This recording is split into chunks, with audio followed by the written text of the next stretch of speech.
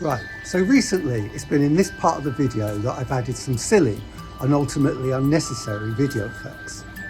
But from this week I've decided to stop all that nonsense, as I think that ultimately it detracts from the professional and serious ambitions I have for the channel. Right, roll the intro.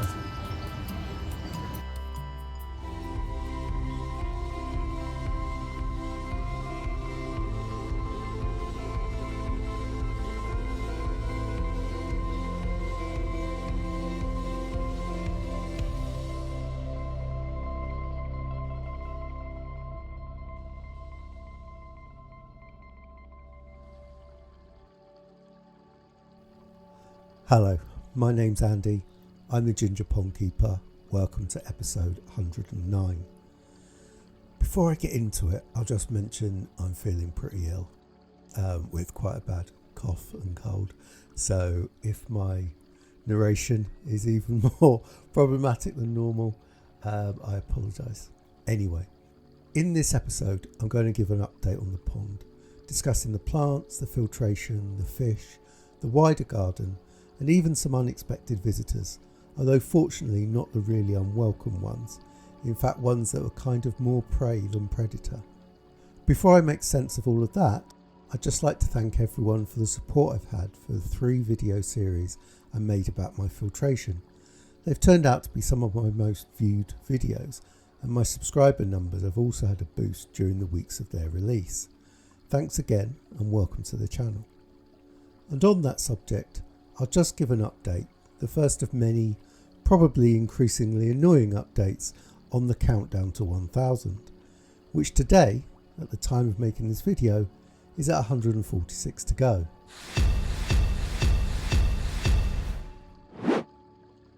Yes, I am taking my serious and professional channel ambitions really seriously. So, to start with the update, first to the plants.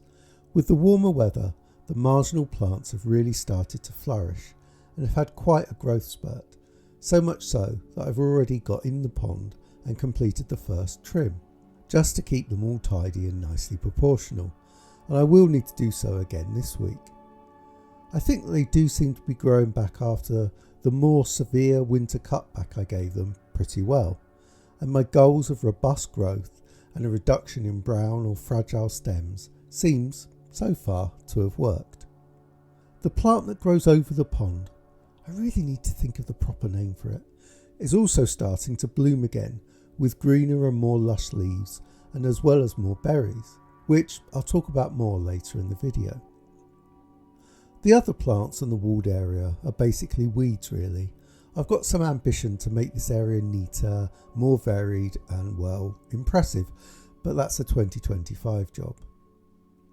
The lilies are interesting.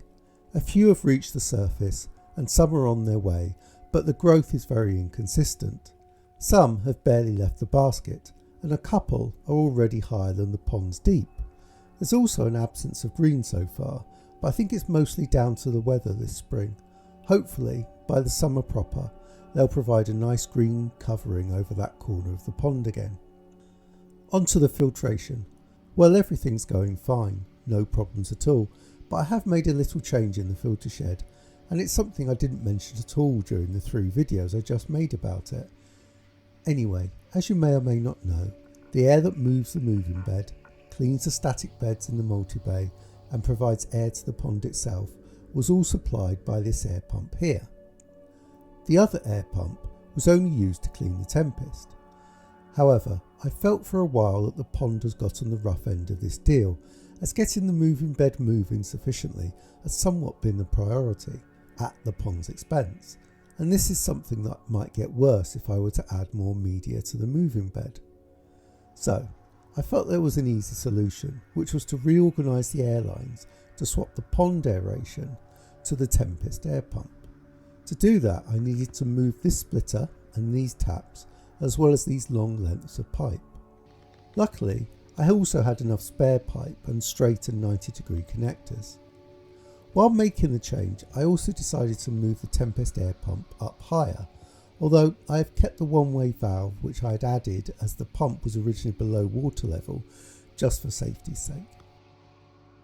With that change done, I now have the main air pump only supplying the moving bed, aside from when I use it to clean the static beds, and what was the Tempest one fully supplying the pond, with the splitter and taps letting me still use it to clean the Tempest when necessary. The air to the pond is definitely increased, although I'd still like it to be stronger, but that would take getting a new pump. Anyway, I'm due to clean the air disc in the pond soon, which may also make a difference, so next time I get in the pond, I'll give that a go and report back. Before I get to the fish update, I'll just talk about the rest of the garden. I'll start with the border. Last summer I tried sowing grass seeds, but this wasn't hugely successful, which I attribute to the soil, my knowledge, my execution, and my cats wanting to use the sown seeds as a toilet. I'll plan to buy some turf in the future. We've done that before and it seems to work better than seeds in our garden. I'll leave it a bit of a mess for now. There are also some wild flowers here that I planted last year too, and they're starting to make a little appearance, having been entirely absent last year. I'm going to employ benign neglect and just let them do their thing and see how that works. Next, the tree. This has been dying a slow death for nearly 16 months since it was planted after Christmas 2022. We have previously had success planting a tree after Christmas, although that one also eventually gave up the ghost. I think because we moved it one time too many. On top of laying some turf at some point, I also plan to buy some more Xmas fir trees, just planting them straight away, not having them in the house first, as well as a couple of acers. All of these will be kept in large pots in the ground, to both avoid problems with roots and the pond liner, ensure they can have some quality soil, not the poor quality garden stuff, but also to keep the Xmas trees from growing too big. Before I get back to the pond on what is admittedly a pond channel, two final aspects of the wider garden. Firstly, the shed and fence both need repainting, but the weather's not really helped in that regard. A combination of moss and our cats climbing and scratching mean they look pretty shabby, but that will hopefully improve with a new lick of paint. The final area is the pathing that surrounds the pond and runs alongside my wife's raised beds. I've tried a number of solutions for this over the years.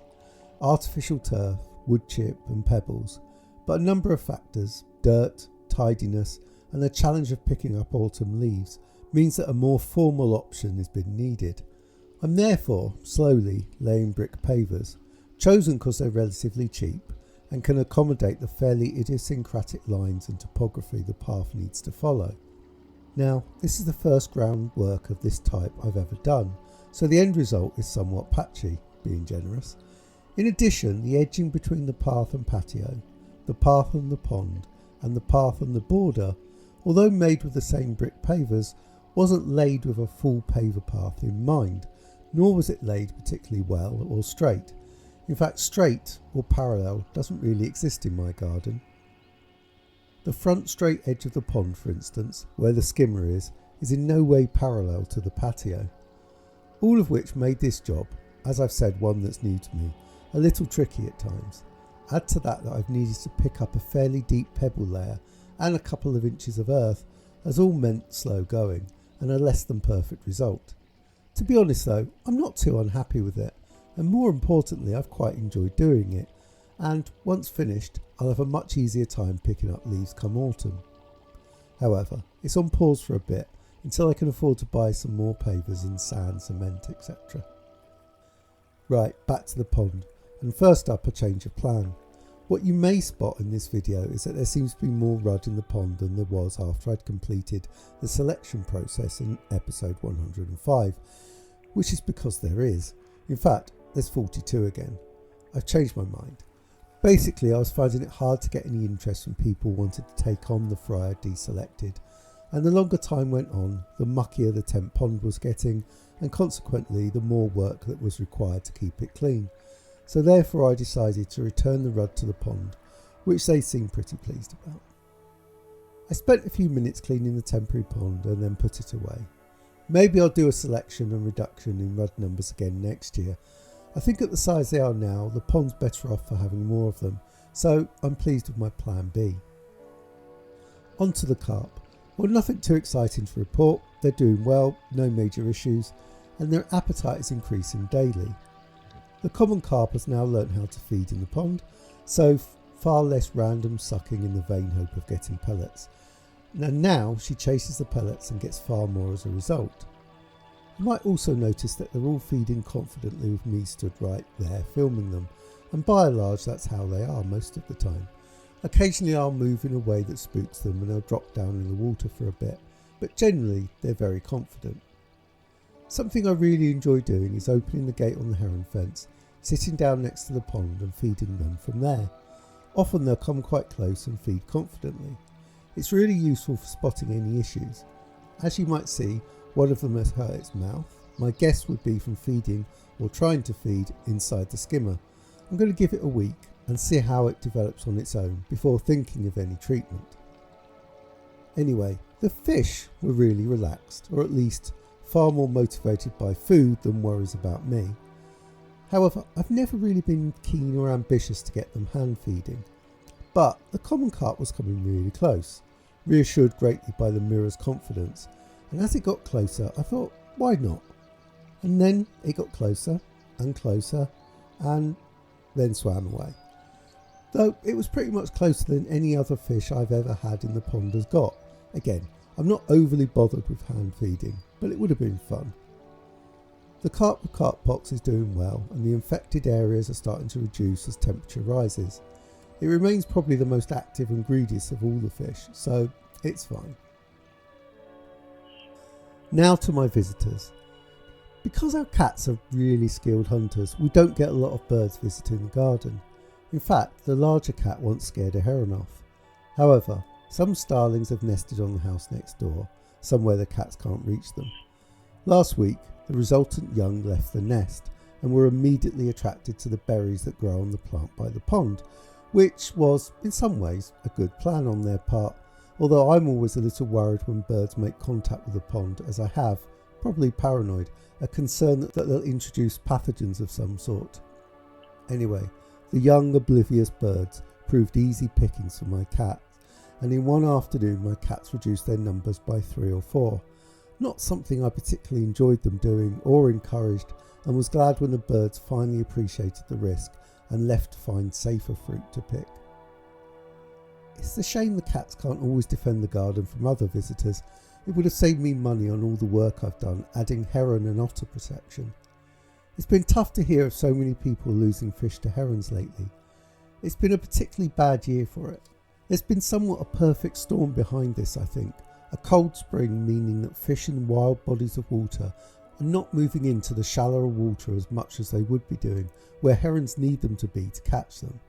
There's been lots of rain, causing lakes and rivers to be murkier, again making things difficult for them, and the time of year meaning they're nesting and needing easy food. As a result of all of that, herons are far more likely to head to garden ponds to hunt, with bad times as a result. I'll not talk about heron protection methods here. Predictably though, I'll point you in the direction of this video, which has all my thoughts. What I would say though, is that although I've never been asked, my number one tip for new pond keepers would be to budget and plan about how you'll protect your pond and garden, and subsequently your fish from predators, at the planning stage of making your pond.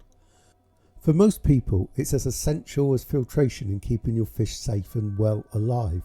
I'd also say that it's fairly awful how few options there are in terms of specifically made, maybe modular equipment designed by pond companies there are.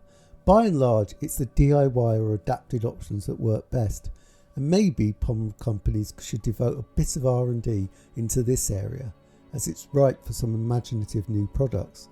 More fish die from predators or pathogens than from having a lack of a new sort of filter. No fish will be saved, for instance, because there's a new Tempest painted black with a UV, and we could all do with some help.